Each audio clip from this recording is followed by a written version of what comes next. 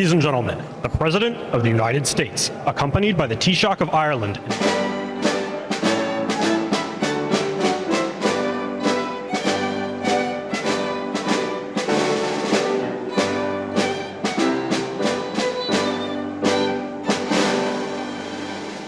Thank you very much, everybody. It's an honor to have you. And we witnessed, I think you witnessed too, the Gardner brothers. Where the hell are they? They could dance. They moved those legs. I never saw anything like it. But they were terrific today at the Capitol, and I know you just got to witness them. But it's really wonderful being with you. We have a lot of things happening. I spent my whole day with the Irish.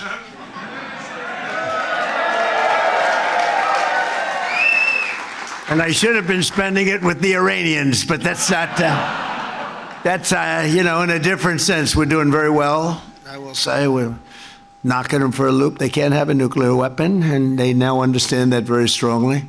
But we have a great country, and we have an unbelievable military. We have the most powerful military in the world, and people see that. And I rebuilt it in my first term, and I didn't know I'd have to use it so much in my second term, but the men and women of our military, I pay them my highest love and compliments. Thank you very much. I'm delighted to welcome everyone to the beautiful White House. There's just no place like it, right? No place like it. And we have a beautiful addition that's going to be added on very soon. You probably hear about. In fact, see that beautiful curtain right there, that gold curtain? That's going to be, it's like a knockout paddle behind that curtain. And you'd be looking into a deep foundation, very, very deep into the ground right there. And then next time you come back, maybe the next 2 times, okay? Maybe not 4 next time, but by the second time, you're going to see one of the most beautiful ballrooms anywhere in the world. You know, they've always wanted a ballroom at the White House. So all the presidents for 150 years, they say, or more, and they never had. This is a beautiful room, but this is very small for, when you think about state dinners and the things that we do. So they put out a tent on the lawn, and if it rained, it was a problem. It was a nasty problem. But it's a lot of work going on. I hear the pile drivers going, and to me, I love the sound of those pile drivers. My wife doesn't love it too much in the morning. She said, will they ever stop? I said, yeah, another few months. But it's really something that's going on right over there. It's going to be a beautiful addition to the White House after 150 years. But on this special day, we gather here to celebrate an incredible feat of friendship between Ireland and the wonderful place that we call the United States. We call it America. A lot of good names, but it's a great place, and it's doing really well. We've never done better.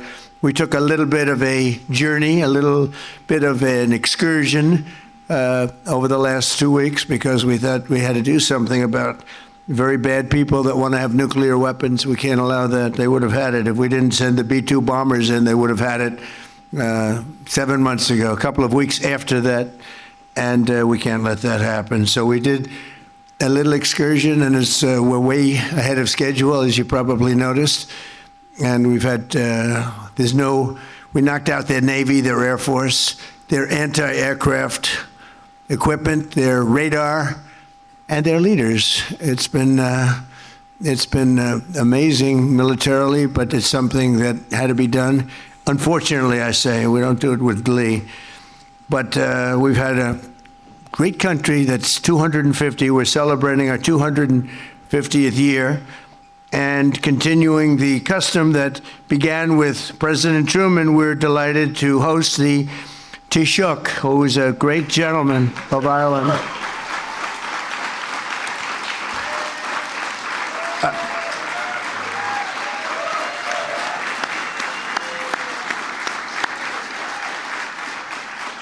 Along with someone who's much, much more important, his wife, Mary.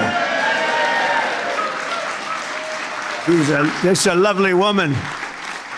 So thank you very much. Thank you for being here. It's an honor. While the Taoiseach is far from Emerald Isle, he should feel very much at home here in America because so many things have happened that are Irish. but it's often said that we have 5 times as many Irish in our beautiful country than you have on your wonderful island. I mean, that's a pretty big statement. But they love you, and I think I won't say their first love. Hopefully, it's a close second, but they do love. And St. Patrick's Day, we're here. And it's very, very special. It's always been a special time. Even for me, it's been a special time. I feel like I have Irish blood. I'm not too far. I have Scottish blood. Is that good or bad? I don't know. I don't know. I'm not sure. But today's celebration, we're also joined by Deputy First Minister of Northern Ireland, Emma Little Pengelly. And I want to just, where's Emma? Thank you very much. It's such an honor. It's such an honor. Thank you. We met at the Capitol, and I said, the relationship is very good. That's good. Much better that way, right? Than the old days, But it was really an honor to meet with you. Thank you very much. And thanks as well to members of my cabinet, including 2 Irish-American secretaries, Sean Duffy and Linda McMahon. Where are they? Hi, Sean. Where's Linda? Hi, Linda. They've done an incredible job. Transportation and education. And it's sort of, they merged because Linda's moving everybody back to the States. So you have to use, we're moving our education back to the States where they belong. And you have been unbelievable, both of you. Thank you very well. And another unbelievable person is Attorney General Pam Bondi, my friend. Where are you, Pam? Where are you? Thank you. Thank you, Pam. Secretary of Energy. That's a big one nowadays. Chris Wright. Chris, thank you. Thank you, Chris. Thank you. And Secretary of Labor, Lori Chavez-DeRemer. Thank you, Lori. Thank you, Lori. U.S. Trade Representative Jameson Greer. Jameson, we have a $40 billion deficit with Ireland. $40 billion. We got to do something about. Where's Jameson? Okay, please. I'm looking at the little notes, and I'm looking, Bob. I'm hearing all of the accomplishments of your great leader, but then I saw the deficit is $42 billion. So they're going to have to buy a lot of our energy, I think, okay, to make up with that. And Administrator Kelly Loeffler, who is great, small business, but small business is big business, I'll tell you, when you add it all up. We're also joined with some incredible friends of mine and very, very powerful but very great people. Speaker Mike Johnson, wherever you may be, Mike. And Senator Mark Wayne Mullen, who maybe is going to be moving over to a little bit of a different position soon. Mark Wayne, where are you? Nobody wants to fight. He's a tough cookie, Mark Wayne. He was a professional fighter. He's a brutal human being, but he's great. Now everyone loves him and we respect him. Also, Representatives Steve Scalise, Brian Stile, Andy Biggs, Pat Fallon, Riley Moore, Ronnie Jackson, White House doctor, former White House doctor. I'll never forget, they said, who's the healthiest president? Because he covered Obama, he covered some others. I don't want to say who. And Trump. He said, by far, Trump. There's nobody even close. He said, by far. Took a little heat for that, but that was okay. Where's Ronnie? Where are you, Ronnie? Doc Ronnie. Hi, Ronnie. Whenever I have a problem, I call Doc Ronnie, and he works it out, He's a great guy, and he's done a good job, Mr. Speaker, as a congressman, right? He's been good. And Rich McCormick, and John McGuire, and Beth Van Dyne, all friends of mine, all warriors. And we have a lot of big things coming up. The biggest thing coming up is a Save America Act in the Senate. That's voter ID and proof of citizenship and no mail-in ballots, corrupt mail-in ballots. We're the only country in the world that does it that way, corrupt as hell. And then we added 2 more. I think they're going to be adding a couple of more. One is no men and women sports. That seems like an easy one. I believe that's 99%. and no transgender mutilization of our children. None. That's only polling at 98%, Speaker.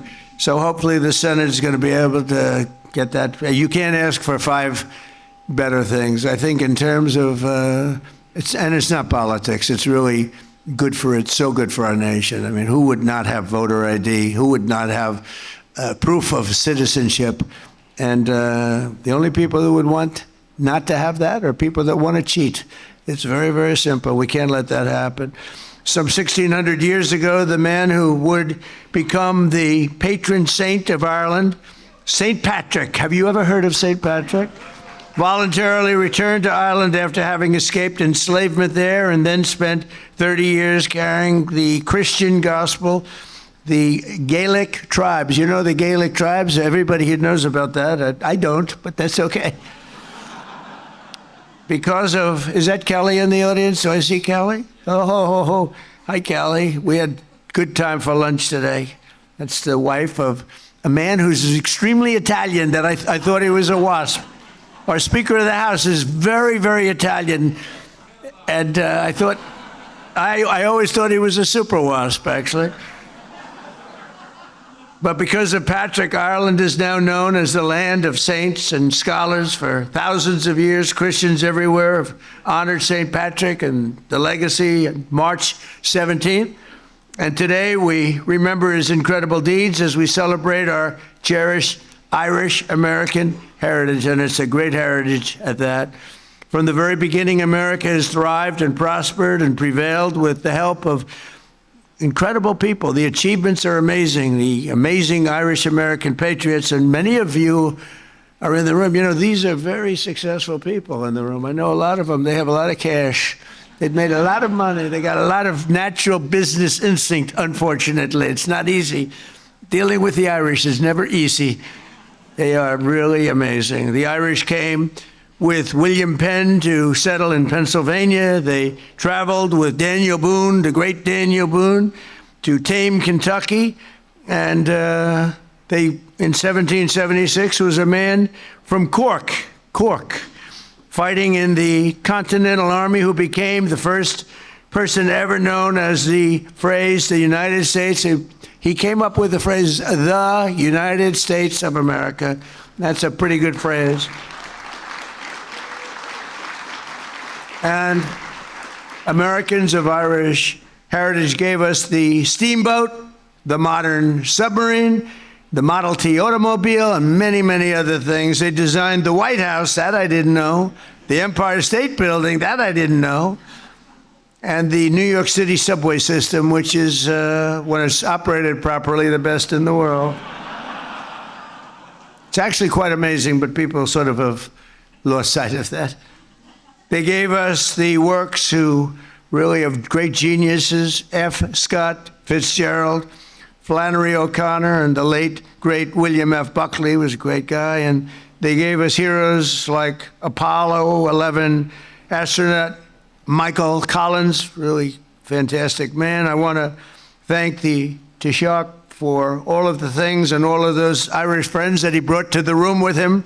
A lot of these are your great friends, and accords to increase and coordinate our space and all of the space program. We have so much involvement together. It's, you know, Ireland is sitting in a very good location in terms of the shot.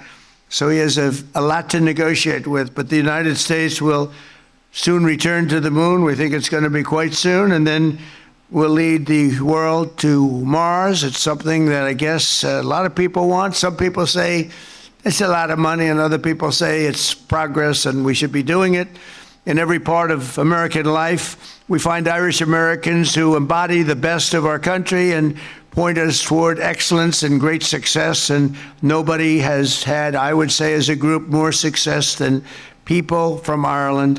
One of them is famed chef Patrick O'Connell, founder of the world-renowned Inn at Little Washington, one of the few American restaurants in history ever to receive 3 Michelin stars. In 2019, I was honored to award Patrick the National Humanities Medal, and he's here today, and he's the proud son of Dublin and Galloway. So where are you here? Well, let's see. Good. Come over here. I want to see what you're looking at.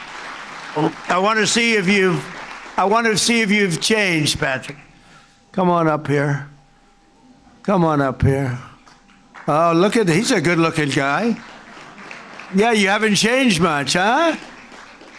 And you love this place, don't you? Good. Nice to see you. Thank you very much. Oh, I didn't know it was coming up, but that's okay. Come on, stay with us. Stay with us, Patrick. That was nice. That's usually a politician does that, you know? That was pretty good. Thank you, Patrick. Good job. That's an amazing job. Also with us is a great Irish-born scholar of American history, Dr. Os Guinness, who's written more than a dozen books on the American founding, God's blessing of America, and the needs to save Western civilization. So, Dr. Oz, where are you? Where are you? This is a different Dr. Oz. We have another Dr. Oz that we know very well. Is here someplace? Yes. How are you? How are you? Boy, you look nice in the corner. Picked a nice spot. Thank you very much. Congratulations. It's a great career. And his great-great-great-grandfather was the famous brewer from Dublin, Arthur Guinness, and creator of Ireland's most famous export. His family helped build Ireland, and now Oz reminds us of the values and principles that built America. So thank you very much. It's a great honor. Nice to see you. Great. And from the banks of the Chicago River to the streets of South Bend, Indiana, we know what that is. Good football and good college, good school. From the steeples of Savannah, Georgia, all the way to the Oval Office, that beautiful Oval Office. Has anybody been in the Oval Office? I know the Speaker of the House has. Too much, right, Mike? Too much, that's right. And by the way, a friend of mine who I just see here is your ambassador to Ireland. His name is Walshy. We call him Walsh. His name is Walsh, and he's a great golfer. And I would think that that's got to be the greatest ambassadorship in history. You're a golfer. He loves golf. He's really good at it. And he's the ambassador to Ireland. You can't do better than that, right? You can't do better than that. But came all the way from the Washington, D.C. area. Irish Americans have left an incredible mark on American history, and they're fighters and thinkers and doers and winners. And for 250 years, and that's what we have now. We have the Olympics coming up. We have the World Cup coming up. And I did take credit for those two. I tried to add in 250, but that didn't work out too well, you know, because in my first term, I got the Olympics. In my first term, I got the World Cup. And then I said, I wonder if anybody would notice if I said I got the 250 years. And I had calls from, like, Mike, you called me, you said, I'm not allowed to take that one, right? But we have an amazing celebration this year coming up, 250 years. America's truly been blessed by the luck of the Irish. So once again, let me say thank you to everybody. Happy St. Patrick's Day. You are really, really fantastic people. And I want to do something having to do with a thing called the Shamrock Bowl. Does anybody know it? I'll ask my very dear friend, and he is a friend, to come up and say a few words. Thank you very much.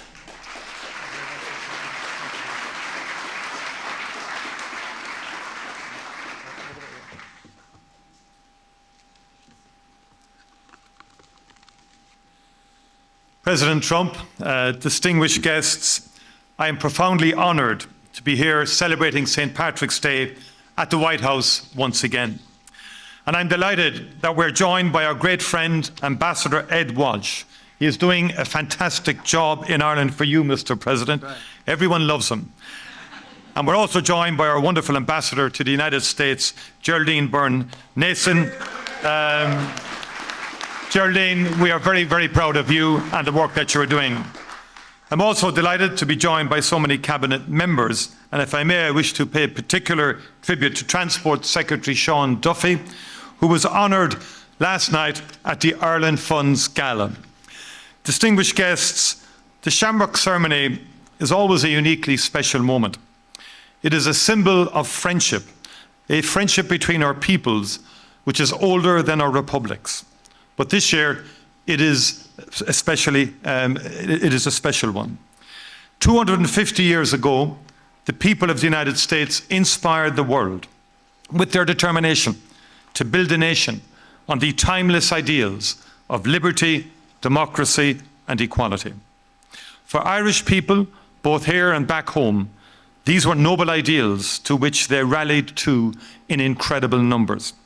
Over a quarter of Washington's Continental Army were Irish.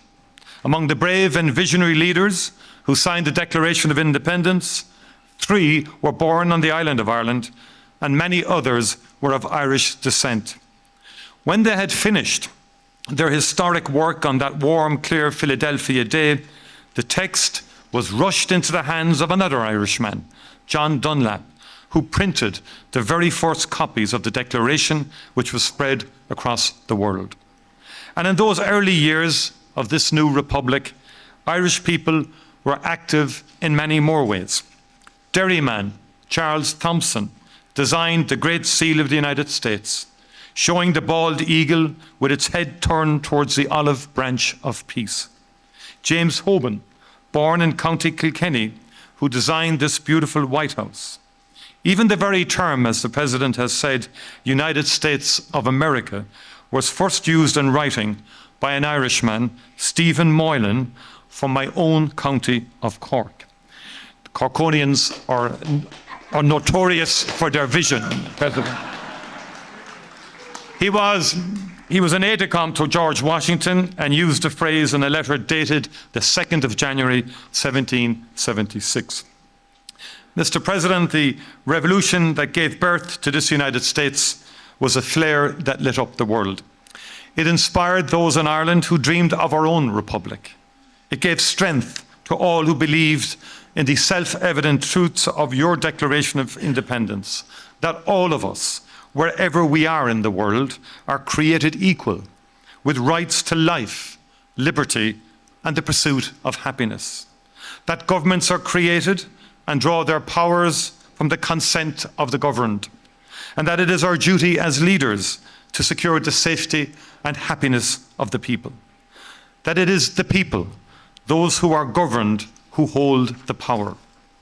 Mr. President, I know that you have designated this as a year to celebrate the Declaration of Independence and the foundation of this republic. As we mark 250 years of these remarkable United States of America, let those revolutionary ideals shine as brightly today as they ever did. Irish people were there when they were authored, and they remain a great source of pride and inspiration to the 35 million Americans of Irish descent. Let them continue to inspire and to sustain those who today yearn for peace, justice, and freedom. Let the USA always be that beacon on the hill, holding firm to those founding values, resolute and constant. And let Ireland and the United States continue to work together to defend them and to build a better world, one that is free, secure, and at peace. Mr. President, no fewer than 23 people of Irish descent have become American presidents. Millions more shaped their communities, their cities, and their country, building an endlessly dynamic, innovative, and resilient nation. From the very beginning, what you, Mr. President, have described as the strength, warmth, grit, and grace of the Irish people has strengthened and enriched this union. It is that grit and grace that marks every aspect of our relationship today. It is what characterized the decades-long US investment in peace and reconciliation on the island of Ireland. Some of those who gave their time, resources, political capital and commitment to help transform our island are in this room today. You have my deepest gratitude. Ireland is now an island at peace, a place where politics, persuasion and advocacy have taken the place of violence to achieve our aspirations. There is plenty of grit and grace in the economic relationship too. The US has long been Ireland's largest investment partner. In Ireland, American companies thrive, innovate, and gain access to European Union and international markets.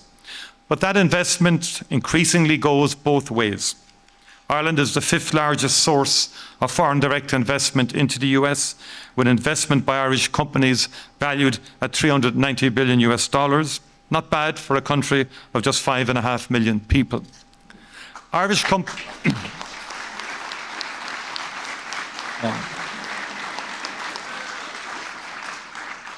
companies have so many 737s on order that it would take the Boeing factory in Washington almost an entire year of working solely on Irish orders to deliver them all.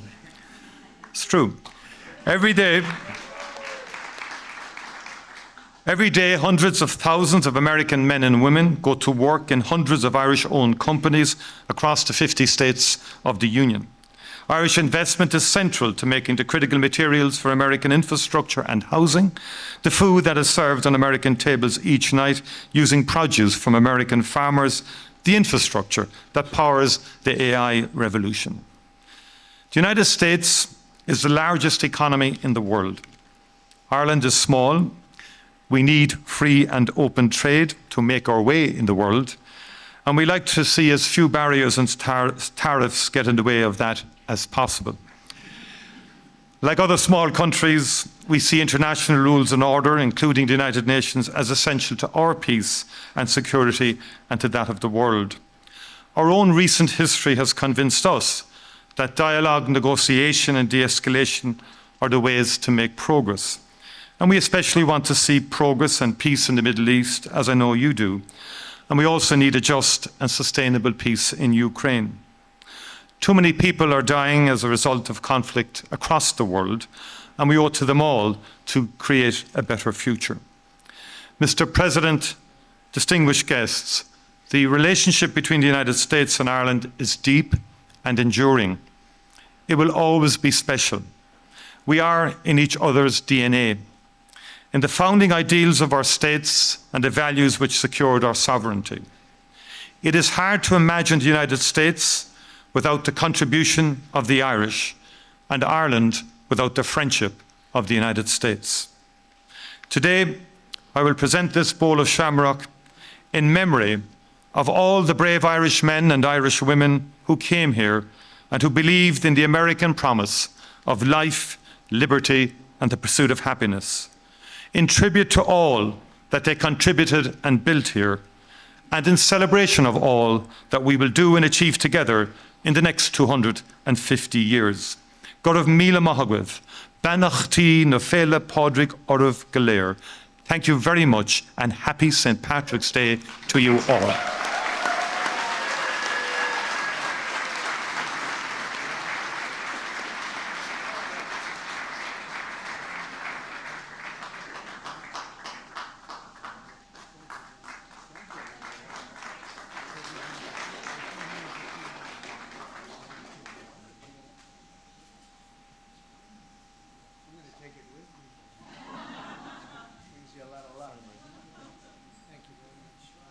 Thank you, everybody. Thank you very much. Thank you.